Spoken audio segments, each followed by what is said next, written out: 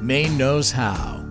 Brought to you by A&G Shooting, Modern Woodmen of America, Mainly Handrails, Pine Grove Programs, Digital Spirit Media, and J.W. Parks Golf Course. Maine Knows How. Welcome to the July edition of Maine Knows How. I just want to welcome everybody. We're excited about today's show. And just to give you a little background, I mean, the program right now in the lodge, we're in July. It's a little bit slower, but there's a lot of prep going on. A lot of things happening. Yeah, what are we prepping for, Bob? We got deer season. We got deer season. We got bird season. We have an annual bird hunt, which you had for 20 years now. Right. All that stuff takes time, and Yep. We're putting on a lobster feed here in July. Is that so? That is so. Yeah. We will be having a charity fund drive, lobster bake in Belgrade, Maine, in Messalonsky Lake. It'll be a great afternoon. If you're interested, please go to our website at www.pinegroveprograms.org. And you can just Google that. It'll come right up. But find us if you want to participate in the lobster bake. That'd be great. We have an auction at the end of it. But it's a great day on the lake. Yep. So thanks for bringing that up. In addition, we have the Sportsman's Challenge. Sportsman's Challenge. And the golf tournament. Yep. It's pretty neat. We're going to have a Sportsman Challenge where sportsmen from all over the state can participate in this, and would have casting, fly casting, spin casting, bait casting, axe and knife throwing, bow and arrow, lots of different events. Who is the best sportsman in the state? And what we're doing with this, this is a new project for us. Mm-hmm. That's going to be the 24th of August, and it's going to be at J.W. Parks Golf Club in Pittsfield, Maine.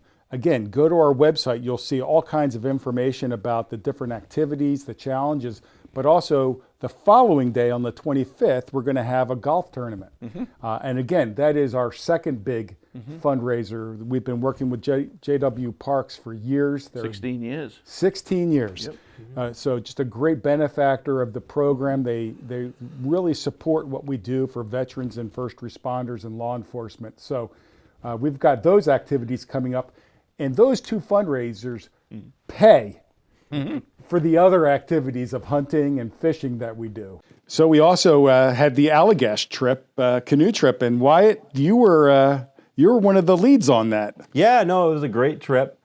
It was pretty good weather. Anything's better than last year. Last year it rained the whole week. Did it get above 50? Yeah, no. So this year was a lot better. And the trip is great. It's about 95 miles the whole way through. And it's really cool to go where you won't see a house, you won't hear a car. It's just you and your paddle and nothing but wilderness for 95 miles. Yeah. And it's always amazing to me, the camaraderie and the how quickly the group comes together as a team. Yeah. We try to we shift people from canoe to canoe so people get a chance to paddle with other people. Right. And really the whole group, we start off as strangers. You never met these people before in your life. Yeah. And then you drive way back into the middle of the woods to Churchill Stream. And then by the time you reach Allagash Village, it's like one big family. Yeah, you meet up at the lodge, and the next morning you jump into your trucks, and we're pulling these canoes, and it's a 4-hour drive. Yeah. And you're going down, and for those of you who reside in Maine, everybody knows about the Golden Road. Mm-hmm. Mm-hmm. Well, you're going 4 hours down the Golden Road, and you're getting a little pucker factor because nobody's coming. Right.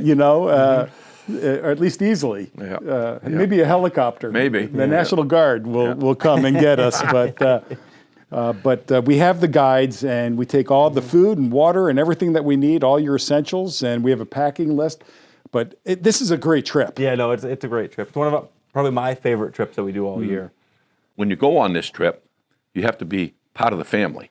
And that means you have to help each other, set up each other's tents, and everybody will help you too. But if It's a team effort. It's a team effort. If the canoe's full of rain, you have to both tip it upside down, take the water out, and help make the meals and clean up after. So it's not like we're here just serving you. You're part of the group. Right. And the meals, I mean, we're carrying all the food down in the canoes. Andrea makes all that ahead of time. Oh, it's delicious. And it's all wilderness cooking.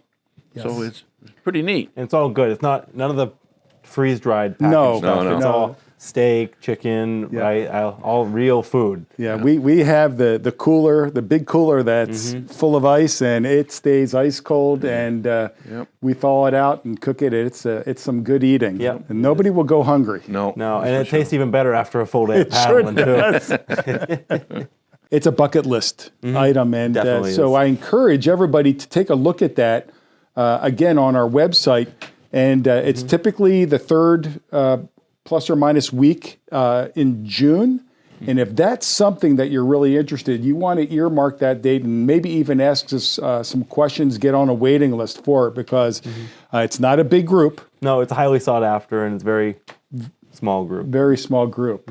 So again, that's what a great trip. Yeah, it Yep. was. So it's getting time for deer season Yep. and bird season. Right. And bear season's coming too. And they're going to start working on that. We've already worked on a lot of our deer stands for this year.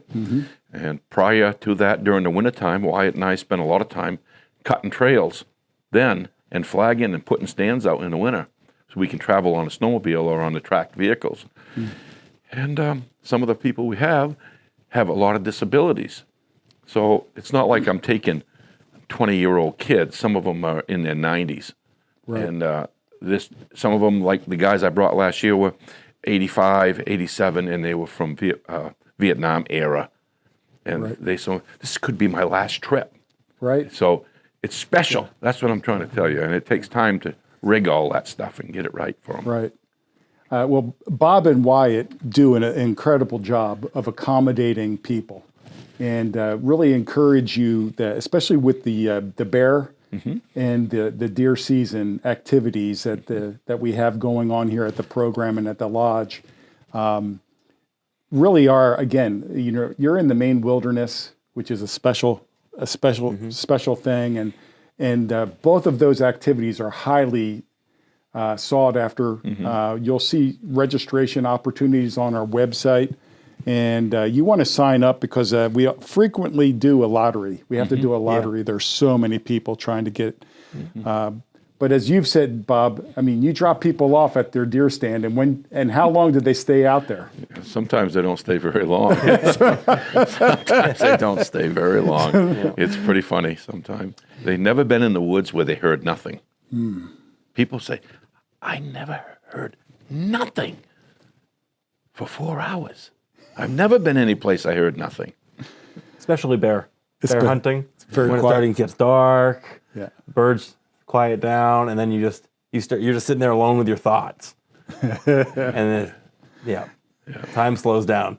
I remember the first time I was in the woods by myself for 8 hours doing some training, and it's unnerving to be If you're not used to it, if you're not used to it. So again, it's a bucket list type of thing, and it's all first class. So we're excited about what's coming up, and we have some bird hunting too. We always have a traditional bird hunt. We have bird hunters, guys that come with their dogs, and they bring veterans bird hunting for the day, or sometimes 2, or sometimes 3, depending on how many people apply and how many bird dog hunters we have. Right. But these guys donate their time every year.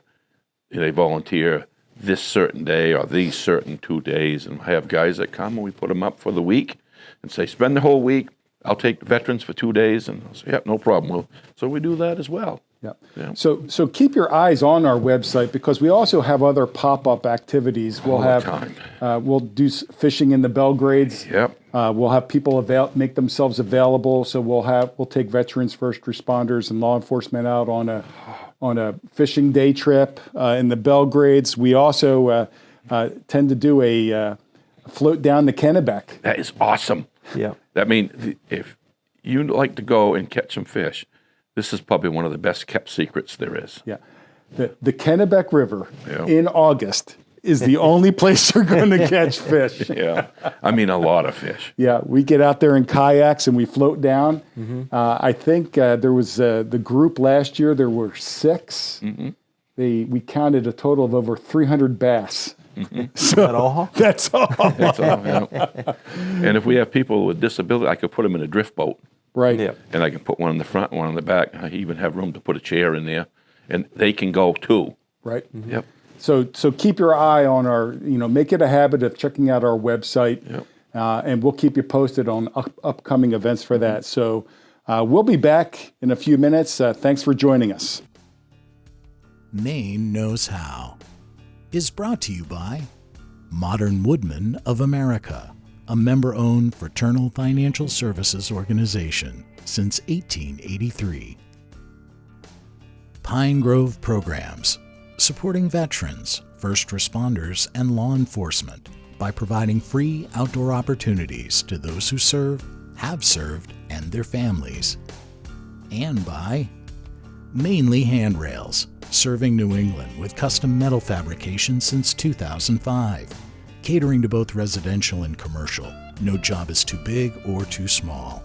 Proud to be a Maine business employing Maine people, offering quality metal products made in the USA. Welcome back to Maine Knows How. Today we have a special guest. It's Mike Dugas from J.W. Parks Golf Course in Pittsfield, Maine.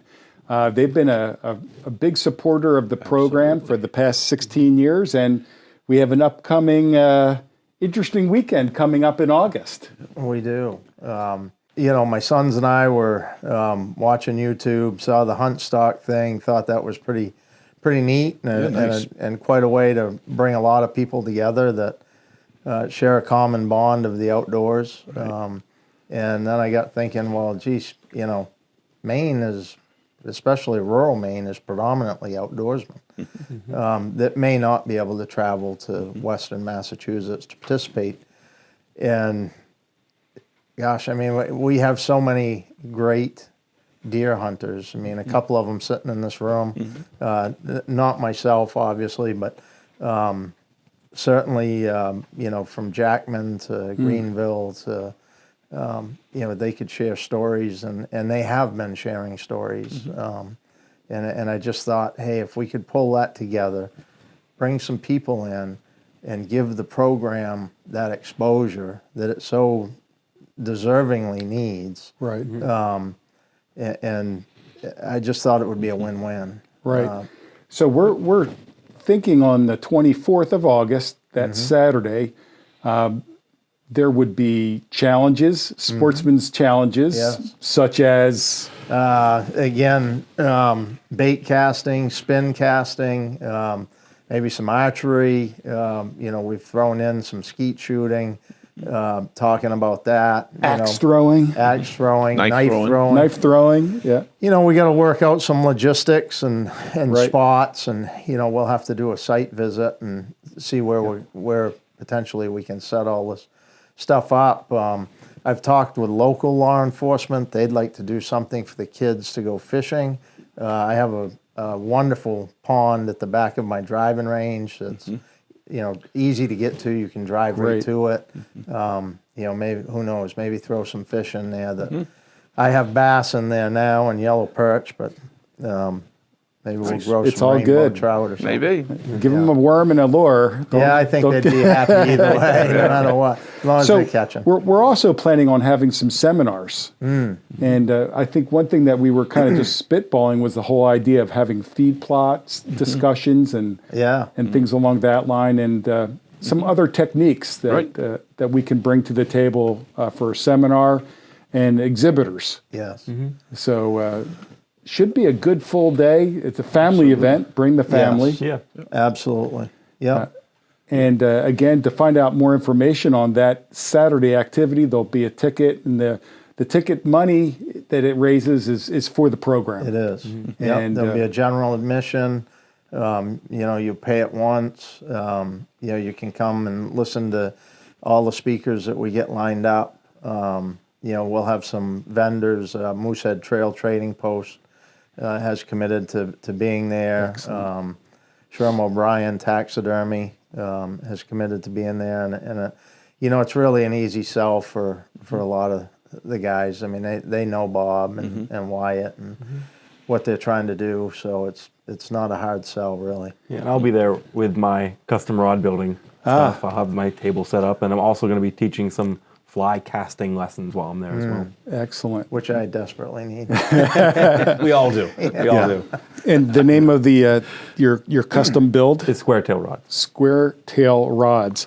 And I'll tell you, I saw some of your work over this past weekend and just the custom nature of the grip. Yeah, thank you. And the molding that you make is just really quite impressive. And I actually saw the one molding that was smudged in orange. Yeah. Well, there's a story behind that. Yeah, there is. That's another time. Don't do a mold after you eat Doritos. Yeah. Just saying. Yeah. Yeah. I don't know what you're talking about. Yeah. I have a box of cheese balls that has your name on it. So that is that's the 24th of August. Get to our website, and let me give you J.W. Parks' website. It's jwparks.com. J.W. Parks Golf. Golf.com. Yes. Yes. And go there. There'll be information on both of our websites about that. Again, August 24th. And the 25th will be our annual golf outing. Yes. Yep.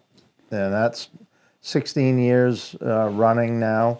One of the things that I enjoy about it, and we spoke earlier a little bit about this, is it's a unique event in the sense that it's all outdoors themed, right? So prizes are outdoorsy. Everything's, your traditional, you win a dozen balls or a shirt or a gift certificate or whatever. Well, these gift certificates aren't to your golf course. They're not, we've had people win hunts here at the lodge. We've had fishing trips won. We've had bear hunts won. Not to mention the unique prizes that Bob gets from the suppliers that he works with, whether it be camo hats, shirts, knives. So I mean, it's just geared towards the outdoors, and and most of the people that play look forward to that because it is so unique. And we have a silent auction. Yes. With that also, so you can get to the clubhouse, you can peruse the different items in the silent auction, go play around, come back, make your bids, and just as you said, I mean, where else can you go to a golf tournament and win a bear hunt? Yeah, I mean, it's just truly unique. My sister's been a big part of that. She runs our food and beverage operation from the culinary side, and she does a venison beef stew and a venison chili. And of course, we've traditionally had the event in September and October, so it was a little cooler on some of those days where they were really looking forward to getting in the clubhouse to get some of that. We're hoping that this year it'll be a little bit warmer. And, it's always been a goal of ours to hit 18 teams. We've done it a number of times, and we're creeping up on it again. In a sea of charitable golf events that are out there, I think one of the things that we see is our event continues to grow, and some of them are struggling a little bit because people are starting to pick and choose which ones they support. So being unique, I think, keeps us relevant in that arena. And the program really is thankful for the dedication you've had to this program, because it really is, if it's not our biggest fundraiser, it's number one or number two fundraisers that we do each year, and it really comes just in time for the fall season. Yeah, it's been a fun journey. I mean, I think back to the day that I met Bob. My brother-in-law and I had a golf cart business, and he had called and had an issue with one of his carts, and he was in a hot hurry. He needed this thing up and running.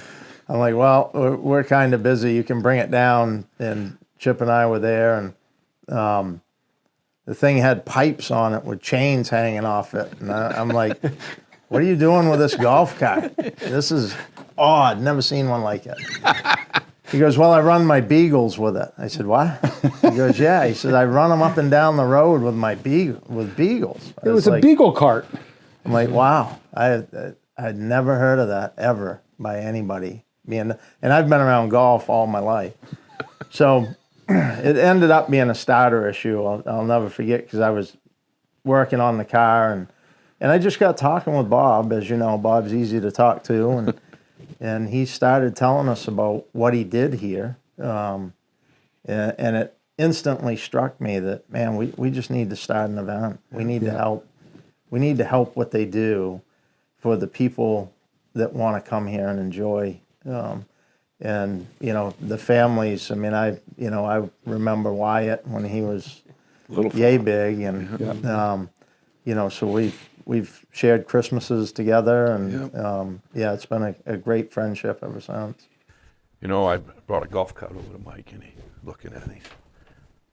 What the heck is all the corn stalks all over this golf cart? Was all wound in there and stuff. I said, we bring disabled people bird hunting, and we load them on the golf cart, and we follow the bird dog through the cornfields, and we put pheasants out. And then when the dog went on point, we would take him off the golf cart and put him, all right, flush the bird, and he'd shoot at it, and we'd go get it with the dog. So he said, what the hell is going on with this golf carts? He's brought me some doozies over the years. I still continue to work on them for him. He does. But I understand there are no there are no cornfields on your golf course. No. So could you give us a little bit of information on the golf course? Sure. We're a 9-hole facility. We have 2 sets of tee boxes. So if you were playing 18 holes, you'd have a different look on the same. So you tee off from a new spot. Some holes change from par 4 to par 5. Some go from par 5 to par 4. And one of the things that we've been known for throughout time is the playability of our golf course. And what I mean by that is the modern design of golf is very difficult. Our golf course is not wide open, but the first 4 holes offer you a tremendous challenge. The next couple, 2 of them, if you hit a good tee ball, you're going to hit a short club into the green and have a nice chance to putt for birdie. Our 7th hole offers you a challenge to cut a corner, and then you kind of finish up on a couple good ones on 8 and 9. So we've really become a favorite. It's easy to walk. It's player friendly. In 2000, we put an irrigation system in, so our turf stays, very good throughout the year. We offer a full-service restaurant there that's open year-round. We have indoor golf in the wintertime. We have a driving range across the street, practice putting area, 3 PGA golf professionals, myself and both of my sons, offer full lesson programs. And I'm proud of this accomplishment, and I just accomplished it last year. We've been there 28 years. We have and host the largest PGA Junior League in the state of Maine, right in Pittsfield. Awesome. Nice. So that's really cool. And we grew it by over 10% this year. So, just getting those kids involved. I started playing there when I was 4. Wow. So, my wife's from Pittsfield. So it was a homecoming for us, and our commitment was to, develop junior players. You just mentioned the playability. First of all, I will tell anybody watching this podcast, don't try to do the shortcut. If it's the hole I'm thinking of, it's a hard dog leg. Yes, to the right. Yeah. And you say, I think I can do it. Mm-hmm. Don't bite on it unless you can hit that ball. You might find a bow stand out there somewhere. Yeah. I couldn't even believe it. The first time I went, he's knocking it over the woods. There ain't even no woods on it. What the heck? If you're creative and confident, you can. He did too. Yeah. But it's a fun course, and it's really playable. And I've played other courses, and I'm a terrible golfer, but if you don't hit the ball where they want you to hit it, Right. you're on a slope, you're in a bad spot, you're in a tight area, you're in the woods. But this course really allows you to go out. If you're an occasional golfer, we're playing best ball, Yeah. and you can have a really good time with a good score. I think that's what keeps us very busy throughout the summer. Is just Right. people can come there and have a good golf experience. Right. Yep. And as you can imagine, there's no shortage of topics in the clubhouse. We have a lot of hunters and fishermen, and we talk a lot about that stuff. So I guess the question is, if I were to ask you, Mike, and you, Bob, who are the biggest liars? The outdoorsmen and the fishermen, or the golfers? Mostly fishermen. But one thing's really nice when we have a golf event for this long. Mike has basically the same people every year. They Right. come to sponsor not just the event, but sponsor Mike's facility. Right. This is almost the same people come all the time Right. that say, okay, I'm going to do this for the event, but also for the golf. And it was cold. Sometimes it's been freezing In October, we've had some cold weather. we It sure is have. Maine. Yeah, Yes. And we've had some beautiful fall Yeah. days. we have. Yeah. Yeah. But Maine definitely can throw you some weather curveballs. Right. Yeah, and it's been a good mix of people. We've had the lobstermen come up from down on the Absolutely. coast. Yep. All the way to Sebasticook Valley Credit Union's been a great sponsor. Great guy. They've done it every year. Easy ask. And if they can't play, they still put a team in and let me give it away to Right. 4 people that want to play. I can't thank those enough that have been involved throughout the years, and it's certainly, it's a small way to repay the folks that come and take advantage of the program for what they've given us. Yeah. I would encourage everybody to, again, go to our website, check out, it's August 25th is the golf tournament. The 24th is the Sportsman's Challenge. Again, the whole idea is we want to bring these two activities together to try to encourage folks that wouldn't ordinarily golf to come on out and make it a weekend doing both of those events, or opening the door for the sportsmen to really get to know some new tricks and seminars, things along that line on the 24th. So And the only thing I would add to that is if you're an outdoorsman and think you'd like to be a part of the challenge, whether you want to be in the challenge or just help us with it, Right. reach out to us, and we'll need volunteers, we'll need people helping throughout the day, or maybe you want to do a seminar on a topic. So keep us in the loop. And again, to reach out to you, it's jwparksgolf.com. Yes. You can reach out to Mike, or you can reach out to us at Pine Grove Programs on our website. So really thank you for the opportunity to do this again. And I'm excited. Excited about expanding it. And it's going to be a fun weekend. Yeah. In addition, we've got some entertainment that night. The thought was having a bonfire as time expired, and maybe some people just want to sit around and tell hunting stories, and listen to some lies. music. Tell lies? We'll bring the fishermen out. It's going to be an exciting weekend, and we're really looking forward to hosting it. Well, great. Mike, we thank you for your time today. My pleasure. Thanks coming out, and for the encouragement and support that you've provided to the program has just been immeasurable, and we thank you for that. We'll be right back in a few minutes. Thank you very much for coming. Yeah, my pleasure. Thanks to all you do. As always. Yeah. Maine Knows How is brought to you by J.W. Parks Golf Course in Pittsfield, a 9-hole facility with a full-service pro shop and driving range offering daily fee golf and membership opportunities. And by A&G Shooting, a brick-and-mortar gun shop offering firearms training and 100% customer satisfaction. And by Digital Spirit Media, providing over 30 years of technical expertise in media production and event production services. Welcome back to Maine Knows Howe. Just want to encourage everybody out there to continue to check us out on your favorite podcast. You can go to YouTube to see the video. Really encourage you to do that. And now the most exciting part of the show is Wyatt's Howe To. I don't know if you needed to build up that much, but so this month's How To is we're still fishing. It's the water temperature is warming up, so it's getting more difficult.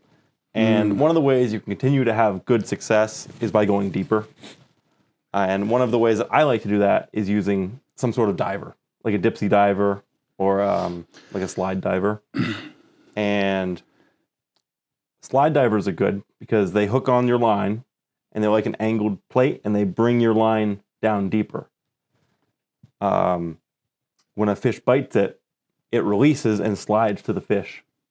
And that way you can put it any distance you can have any length of line leader-wise. A dipsy is hard-lined, like you tie your main line to it and then you tie a leader off of it. So you can only put it about 10 feet, 15 feet maybe from the end from where your lure is. So what I like to do is actually get some clips. They make clips for like downriggers or those kind of things, where they're little plastic and they have a little pad, like on a planing board as well. And I'll put those clips onto each end of the dipsy. So I can just clip it wherever I want it on the line, and I can reel it in, and when it gets to me, I just unclip both of them, and I reel in the fish from there. And so that's just one of the ways to use a dipsy diver. So when you say it's getting hot, I mean, it's July, the sun is out, we've had warm weather, the surface fishing is really not very good. Right. They've moved down deeper into the colder water. Right. And how far down? I mean, I think that really depends on your lake. Right. Some lakes are clearer, so they warm deeper. And then some other lakes, it's more lake dependent, depending on how many springs they have in them, right, how cold they stay, where they are, if there are any streams coming into them. And there's a lot of different factors. If you look, you have to know your lake. Right. Yeah. And that's the hard part about fishing. Yeah, that's why you hire a guide. That's why you hire. That's why you hire Bob and Wyatt to go take you fishing. Yeah. So that was this month's How To, and I'm going to turn it over to my dad for his story of the month. Oh my! All right, I have to give me a second here to think of something, but all right, I will try this one. This gentleman shows up, and he has his grandson and his granddaughter, and they wanted to go fishing. Just for a few hours down the lake. So we go on a pontoon boat, and we go out, and we're catching bass along the shore. They can't cast that well. They're new to this, you know. So I said, don't leave so much line hanging down, just about a foot, because they got a repeller on there, and they're winging these repellers. Well, I didn't know at the time that they had a Cocker Spaniel in the car. So when they came to the boat, they came down and brought the Cocker Spaniel too. Can he come? I said, yeah, I guess. Well, we went fishing and fishing along, and we're catching fish, and all of a sudden I hear, yay! I turn around, look, and the kid went to cast and hooked the Cocker Spaniel, bite the tail, right near the tail. And it hurt. So he reached down and bit the lure. So now he's got the lure in his mouth and his tail, and he's going, and the daughter is crying, and the kid is just standing there, and the grandfather didn't know what to do. He said, whoa, let's unload these lures You just cut the tail off, right? Something like that.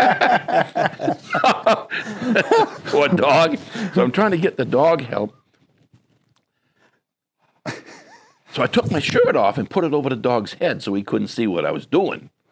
Oh my goodness. And then I snapped off one of the hooks and then got the other one off. And the dog just ki-yied a little bit when I pulled it out. But the girl was crying. The old man didn't know what to do. He was all flush. Oh my goodness. So in this guiding industry, a lot of stuff can happen, you know, and so you got to be prepared to no matter what, and just be calm, and you'll get through it. Be willing to deal with a little blood. A little occasionally. blood. I mean, I don't even think there wasn't any blood, but there was a lot of tears. Poor dog. Oh my goodness. Yeah. Boy, she set that hook good too. That dog's rear feet come right off the ground. Pull that thing. Jeez. Oh well. So I guess that will do for this month. So this week's story is about safety. Safety. Great. Thanks, Bob. We'll be right back in a few minutes. Maine Knows How is brought to you by Pine Grove Programs. Welcome back to Maine Knows How. We want to thank you for watching this episode, listening to this episode. Just want to remind you that Pine Grove Program is a charity that we need funds all the time. And one of the big events we have coming up is on the 20th of July is the Lobster Bake. And that's followed by the golf outing and the Sportsman's Challenge, August 24th and 25th, respectively. So please look at our website, check it out, and please get involved. We do a lot with a little at Pine Grove Programs, and Bob and Wyatt are just great ambassadors. They make these things happen, and it's just so refreshing to see how the outdoors is really so helpful to people who need that attention, need that time to be outside. Yep. You know, nobody in this program gets paid. Right. There's no salaries drawn. So everybody, the money that we do raise all goes to doing these events. Right. Yeah. We really make a dollar go a long way. Yeah. And the Lodge is just so helpful with that, and why it's been so great jumping in with both feet. So we'd like to encourage you to continue to check us out on our podcast. Tell your friends about it. Spread our name around. You can view us on YouTube. And we just, again, Maine Knows How. You just Google it, and all the episodes will pop up. Please subscribe. Email us questions. The best question each month will get a prize. But send us your emails. We will answer them. And we just thank you for being with us. We'll see you soon. Maine Knows How. Brought to you by A&G Shooting, Modern Woodmen of America, Mainly Handrails, Pine Grove Programs, and J.W. Parks Golf Course. Digital Spirit Media. Maine Knows How